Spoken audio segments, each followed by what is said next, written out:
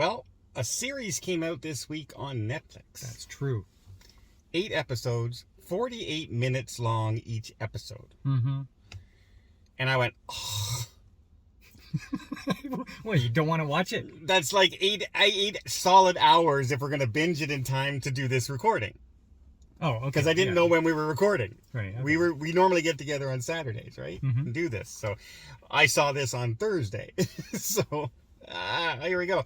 And it's called Wednesday, which is the daughter in the Addams Family from the original movie The Addams Family and this television series, etc., etc. And it's starring Jenna Ortega, along with other stars. Catherine Zeta-Jones. Catherine Zeta-Jones.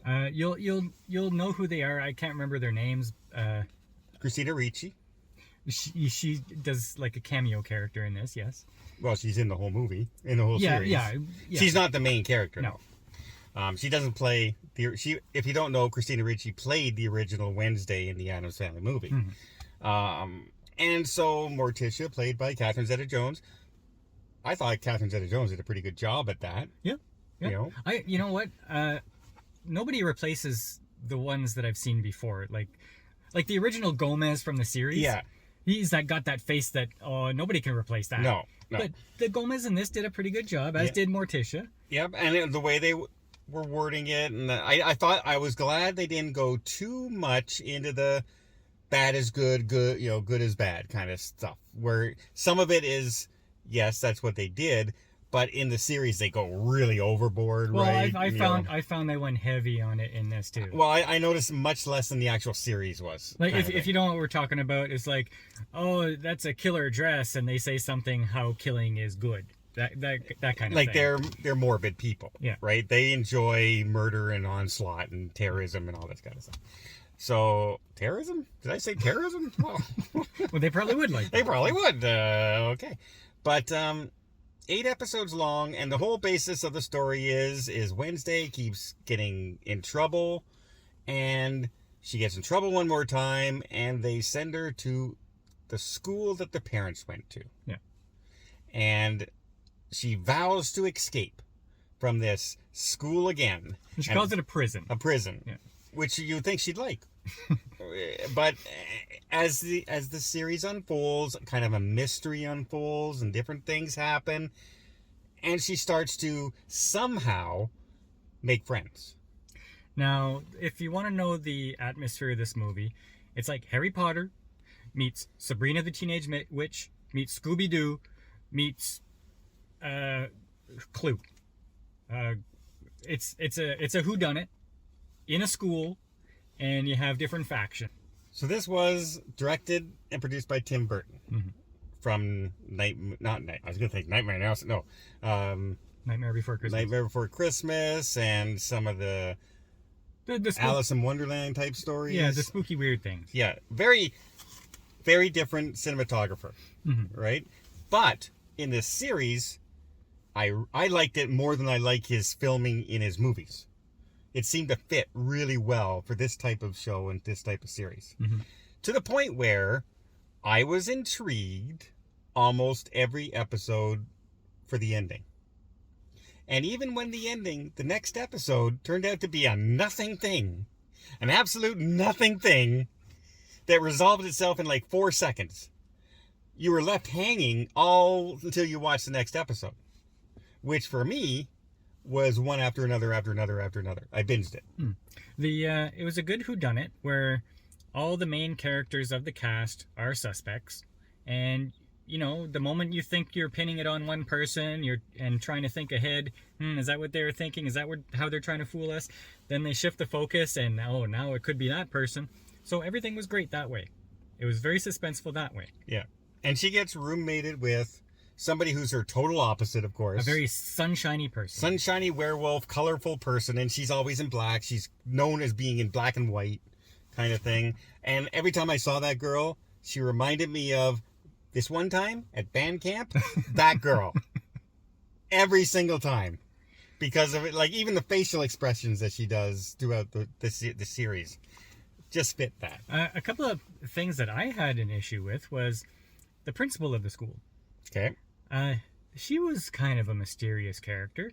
And I'm thinking, the way she treats Wednesday is a little bit motherly, or is there some connection there that I can't put my finger on, but they never explore that, and No. I'm left hanging at the end. They're very, and meanwhile, she's also almost like an enemy of the mother. Yeah. Because they went to school together and she felt beneath her. And I'm thinking, did Gomez cheat on Morticia and have a baby with the principal? And I'm saying, wait, it doesn't work like that.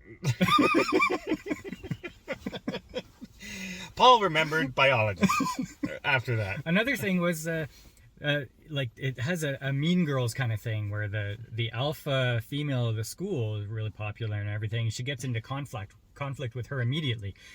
And the baddie is not really a bad person. No. Like, she's a really good person, and you feel sympathetic for her halfway through the series. Yeah. Which is a good way to go, in a way. Because you wanted to hate her, but you didn't. Right? You did want to hate her. You wanted to, but then they made you like her. But you made her okay. And I, as long as it was gradual and not, oh, I'm a redeemable person right now. No, she wasn't. I like that part. Now, they do have a monster in this. So if you are watching it with kids, that monster, when it flashes up, can be a little scary for young kids. Very young kids. Very young kids. Very young Anything kids. over 11, I think you're fine. I did like... I did like the way... Okay, first, Wednesday felt very robotic to me. Which is she supposed to. Yes, but it felt like, okay, her lines are memorized in her head. Someone says something, and when she replies, it's, oh, I gotta say this funny backwards quip, and so she says it, and it was very robotic. And I said, I gotta look this up. And so I went back and looked at all the other renditions of Wednesday to see if that's how she is. And she wasn't really, but the other Wednesdays were different age ranges. Yes. And in this one, they also make her very antisocial and very, she's smarter than everybody else around her. And she doesn't understand social interactions. So I can understand the robotic answers and the kind of, I don't, what do you mean? And she played it really well, or it was directed very well, because oftentimes when you see her being so antisocial and hard to deal with, you see this vulnerability in her that either she's being forced into friendship, or she wants to have that friendship, but she won't let herself. Or she's having this friendship for a reason. She wants something out of it. And you don't know, is she having the real feelings, or is she just looking to get something from these people? So, and she uses her friends all the time. Yeah. Which you still like her for. Now, every teenage boy out there, like, oh, good. This is not woke. Nope. There's no woke in this. And it's a strong female lead. Lots of strong female leads in there, characters in this. But the guys are not crapped on. No. Like, they're just still good characters. Yeah. And so that means teen boys are going to be able to watch this. And they're going to fall in love with Jenna Ortega. Because she is cute in this. She's going to... Just look up Wednesday dance number. And you're going to see all these videos out there about this dance number that she does in there, where she's kind of the goofy, monstery Wednesday, and then all of a sudden, boom, seductive Wednesday. And she's going to be the new crush for all the guys out there, I'm telling you. Okay. If you're looking for your preteen just dance numbers. This show's going to be good for girls and good for guys, I'm telling you. Yes, it is. There's nothing to outrage anybody from any denomination or anybody. It's just a well-written story and well-acted story, I thought. Mm-hmm. Anyway, the only thing, in a way, I won't give it away, but Paul will know when I say this, but I don't want to give away anything from the series if you haven't watched it. But from the first episode, knew who the bad person was going to be at the end. You always do this. No, but think about it. Why? There's a logical reason why. Not from anything they said in the movie, in the series. But there's a logical reason why. Right? Let me guess. A logical reason why that you figured out right after you found out who it was, right? What? No. I said right at the first episode to myself, that person's... And you know what? They do it really well. At the end of a lot of episodes, they'll focus on the school mistress, and then they'll focus on the psychiatrist, and then they focus on one of the students, and they focus on the teacher. And you're thinking, which one is it? That part is all done great. Like I said, in the story, they don't give anything away, okay?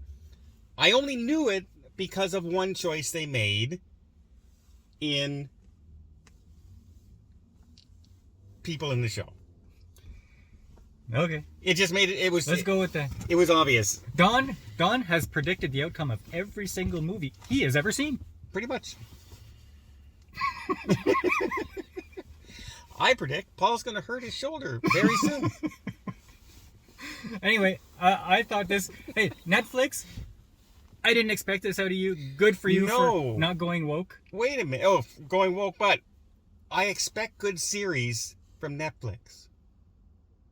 I don't expect good movies, but I definitely expect good series. Okay, sure. Queen's Gambit. There's lots of really good series on Netflix, right? That's where all the DC shows all started. It was on Netflix. Good. Really bad at movies. They don't come out with a really good movie. They come out with okay movies. Disney is the opposite. They'll come out with really good movies. Well, for like on their Disney Plus, they'll once in a while come out with a good movie on Disney Plus. But their series is horrible. What name one good movie on Disney Plus? You don't have Star. You don't see it. So they do have a couple original movies on Star. But yeah, but by comparison, I expect good series, and this was, to me, a really good series. I will probably at some point watch it again down the road. I don't know if I'll watch it again unless my wife wants to watch it, but I would have no problem watching it again. Yeah. And if you're like me and Paul, and I think Jim, our buddy Jim out there, you'll end up binging it the minute you start watching it. Because it's just that kind of show. You want to see what happens each and every episode. So to me, I give that one, I'm going to give this I'll give it an 8. I actually enjoyed this series quite a bit. I enjoyed it. I'll give it my standard, I enjoyed it 7. There you go. I just like the cinematography. Really well done. And I don't usually like his style. But it worked really well in this series. So Wednesday, check it out. On Friday, am I confusing you yet? On Netflix.